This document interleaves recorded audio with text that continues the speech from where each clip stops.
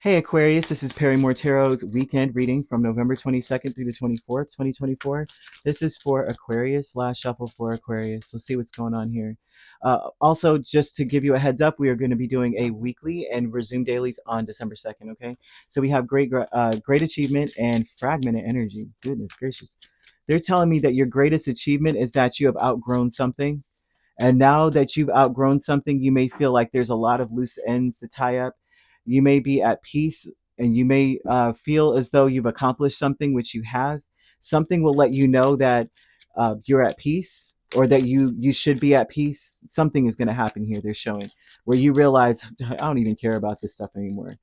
Fragmented energy is going to be difficult in a sense because it's going to be difficult to know, like you're going to feel free. You don't have anything holding you back or anyone holding you back. Yeah, there's a conflict with this because it seems like what fragments you is that you only have you to worry about and to move forward on, with.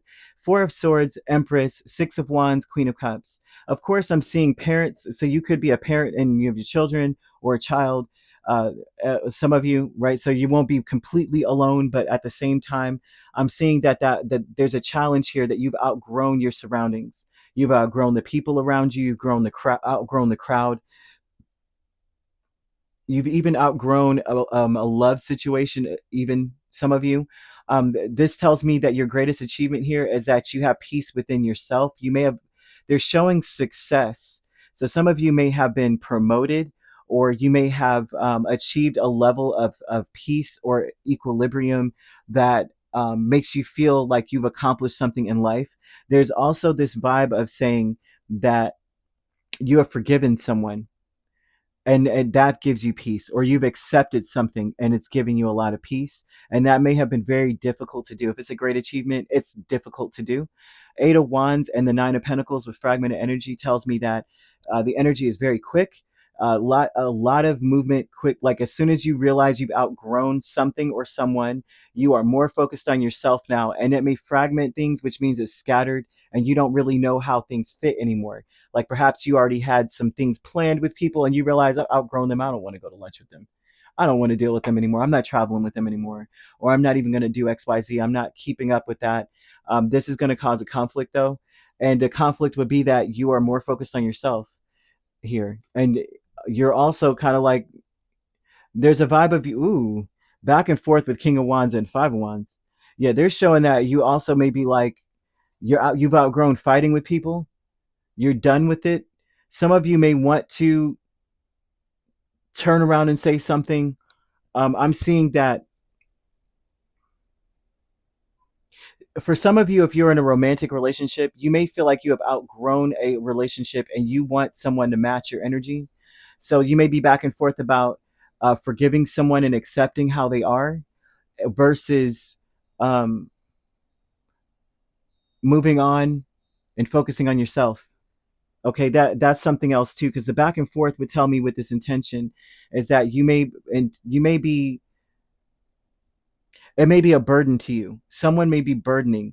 But I see a lot of this kind of relationship, if you are in a romantic relationship considering being in one, this is more of a divine connection, or a connection where it really calls attention to getting to know who you are as a person and what you're willing to do and deal with in a relationship. This is more of like, it's not karmic, but it's one that is supposed to grow your spirit.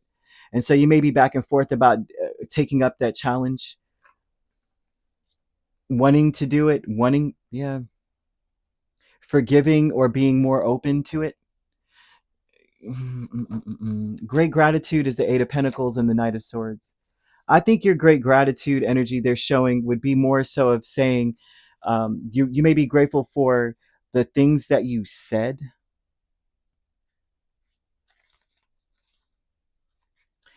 Some of you may be grateful that you were there's something about telling someone something that wasn't true. Not saying that you lied, but more so of like omitting truth and not really telling someone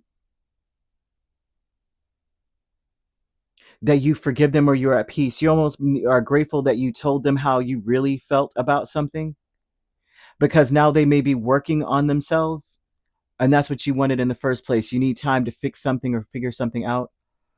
You may be grateful that you had a conversation with someone because things were revealed, and now we can start from a place where we can really work on something. That's another aspect of things. Because if you're grateful for this energy, this is saying that you have peace now because you can accept something.